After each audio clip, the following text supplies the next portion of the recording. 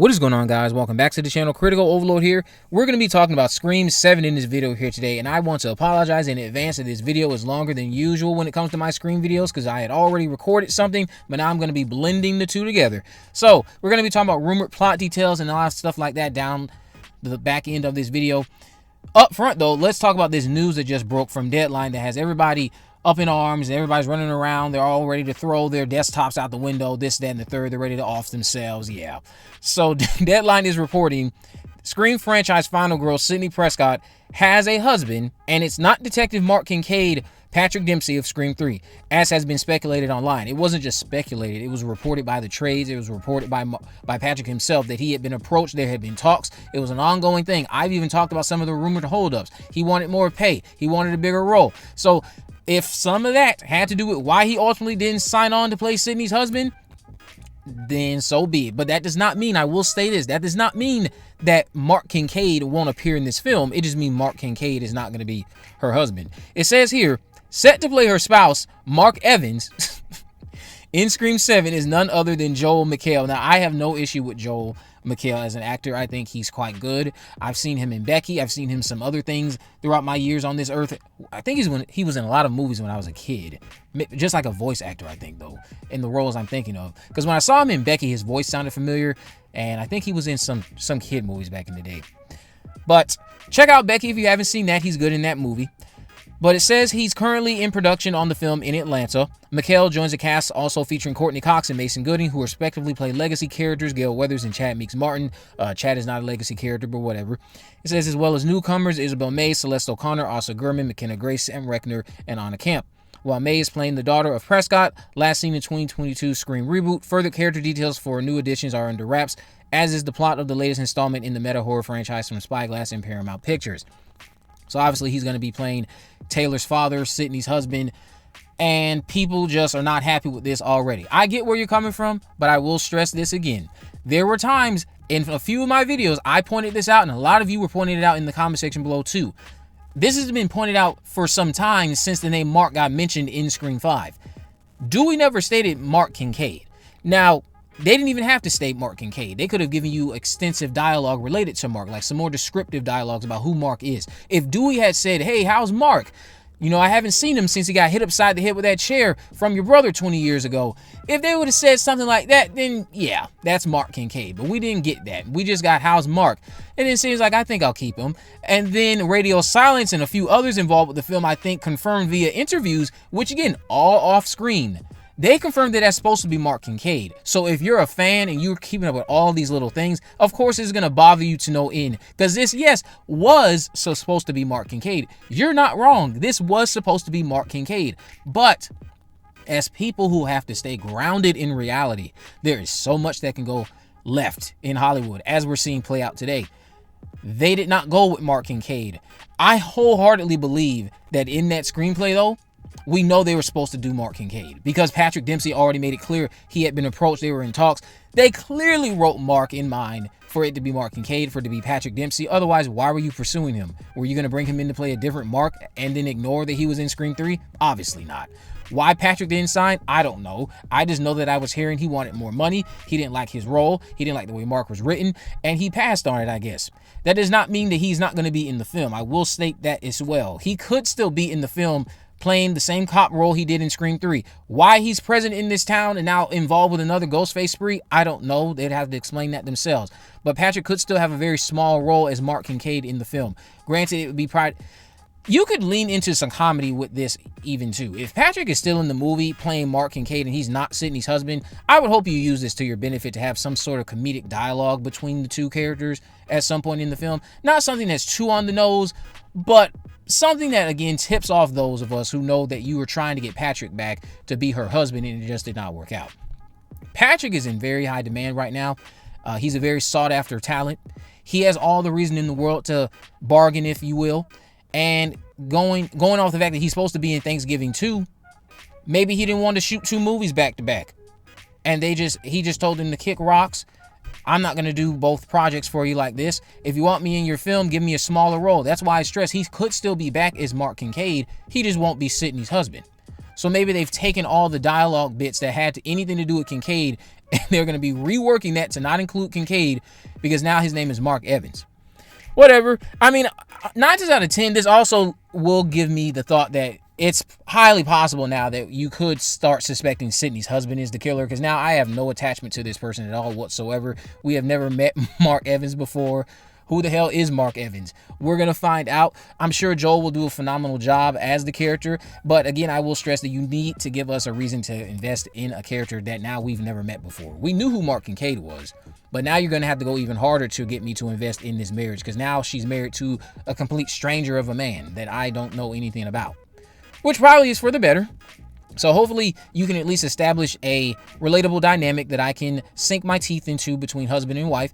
And if he ends up dying or if he ends up being the killer, hopefully that betrayal stings me just as much as it's going to sting Sidney. I hate that this has to happen to her if it goes down that path. But you know what? We wanted to leave her, or we didn't want to leave her unbothered. So you're going to have to start doing something. You can't just tell this safe narrative with Sidney Prescott, because then it only feeds into the narrative that you're always going to play it safe with her. And if you're going to always play it safe with her, then that's why we keep stressing don't bring her back. So we'll see what comes of this and what happens with Mark. Do you guys think Mark will be the killer? Who do you think Mark Evans will be character-wise? Do you think he works in law enforcement? Do you think he works at a desk? Or do you think he's a stay-at-home dad? I'm going to get into some details about Mark on the back end of this video. Some rumored details about Mark. They're not confirmed like the way we just got today as to who's playing Mark. I wasn't even expecting to get Mark Evans. Just like all of you, I was expecting to get Mark Kincaid. So let this be a lesson for me, everyone else listening, and for everyone who is trying to get this across down in the comment section below. This must be the most validating thing you could have had reported on today. Anything is possible when it comes to Hollywood. Whatever was going on, yes, they intended for this to be Mark Kincaid, but everything went left. This is Mark Evans. I'm sure Mark Evans is going to be a character we all love.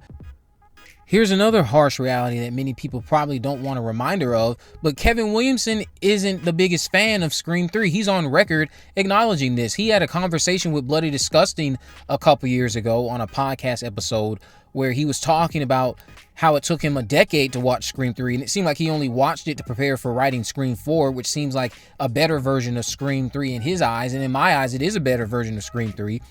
It says here in this Screen Rant article, according to the Scream creator, the reason it took him over a decade was largely due to the fact that it was developed during a disastrous time between him and the studio.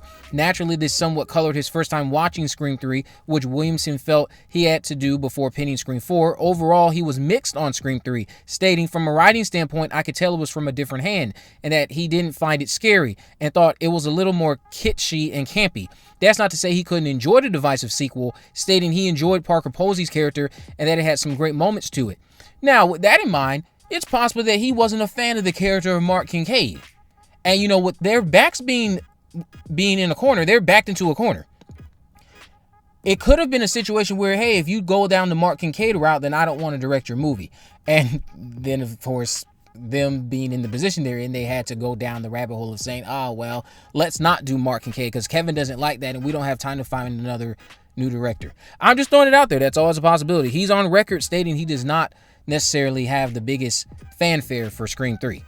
So I will stress that if you are someone who does not want to know about anything that could potentially happen in this film, you should not be watching videos like this. You should not be in Scream Facebook groups. You should not be on Twitter without having muted certain words, because the internet is rated E for everyone. It's not rated Y for you. Not everyone who wants to engage with spoilers has anything against you. It is not a personal attack against you. You're on the internet. It's time to use the internet in your favor.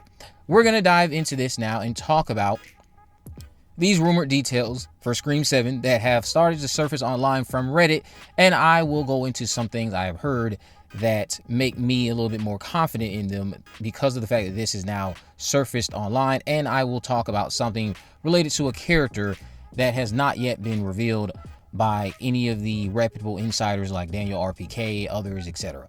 Now, starting off here with this Reddit post, I will leave a link to the community this was posted in. But they took notice of scar tissue shooting in the area of Atlanta, Georgia, wherever they are. And I guess they thought it was Stranger Things at first. And if you look down in the comment section, the very last reply here on this post says, at Smyrna Community Development, they had a sign built that read, Fallbrook Psychiatric Hospital. Now, Fallbrook could be the name of the town. that Sidney Prescott and her family is living in. Where this is going to be set at, I have no idea. Fallbrook could be in California. Fallbrook could be actually in Georgia, wherever it may be. But it could be one of those two. I wouldn't be surprised if it's in California, just so they have a way to justify how Sidney got to Woodsboro so fast in Scream 5, because she did get there rather fast after Dewey died, not gonna lie.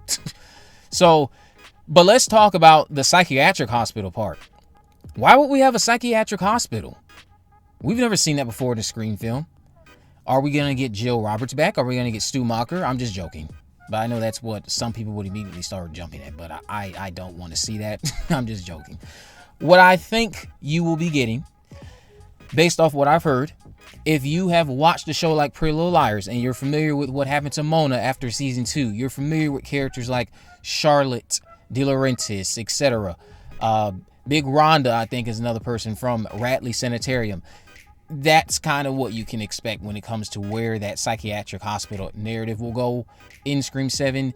I could see this being a big red herring. That's what I've heard. I had heard about a psychiatric hospital being involved in the narrative some months back. So now that I see someone pointing out in this Reddit thread that they were present in the community and got to witness a sign reading Fallbrook Psychiatric Hospital, seems like there's some credibility to the fact that we are going to be going to a psych ward. How said psych ward is going to be used, again, without giving too many major specifics. If you are familiar with what happened to the likes of Mona Vanderwall and Charlotte De Laurentiis when it comes to the show Pretty Little Liars, then yeah, that's all you really need to know about how this narrative can possibly unfold in Scream 7 with this psychiatric hospital.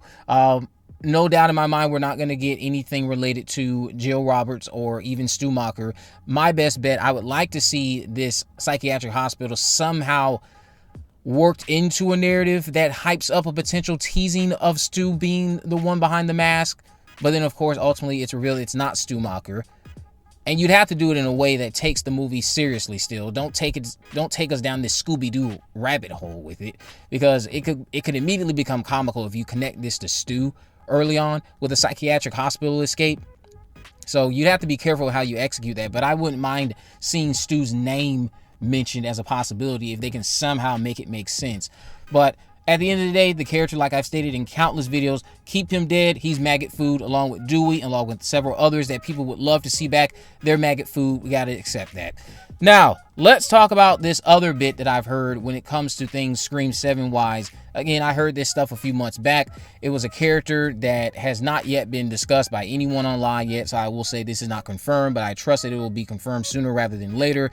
So, when it comes to Sidney Prescott's children, we know that Taylor is supposed to be the primary new protagonist and her group of friends, along with Sidney herself. It's going to be a mother-daughter story. So, where are Sidney's other children? Because in Scream 7, they are going to establish that Sidney has 3 kids. That's going to be the thing that they establish. Something that had not yet explicitly been stated in any of the past 2 films, despite people trying to make it as such. They did not explicitly state 3 kids. There was all the evidence that she had 3, but we never got the wording. Yes, I have 3 kids. They could have easily tried to explain that away. But in Scream 7, the plan is to confirm the existence of 3 kids. Where are Sidney's other children? Well, Sidney's other children are more than likely staying with Mark's mother. And I say that because of the fact that a few months ago, I did manage to see that there was one character that never made its way online. And now, when I consider the casting call that came out, talking about they wanted some kids, the way in which these kids are going to be featured into the film, they're going to have very minor roles. They're supposed to be present via a video call, and that's about it. But they are staying with Mark Evans' mother. She's going to appear on screen. From what I remember, her name starts with a J. So take from that what you will. That is where Sidney's other 2 children are allegedly going to be during Scream 7. Nothing serious about that. Do not be shocked if there is something present in Scream 7 that is a major callback to the conversation that transpired between Sidney and Judy Hicks in Scream 4 when Sidney left Jill's room and Judy basically solidified herself as a major creep, a creepy red herring number 1, if you will. And there's something in Scream 7 that is going to call back to that moment. Listen to their exchange, listen to what they talk about. Pick out from that conversation, those dialogue bits, what you think it is I'm referring to. I know what it is. I'm just trying not to, again, give it all away. but there's supposed to be something in Scream 7 that is a callback to the character of Judy Hicks and the very first exchange she had with Sidney Prescott after they had that little encounter in the dark with her standing off like a creep.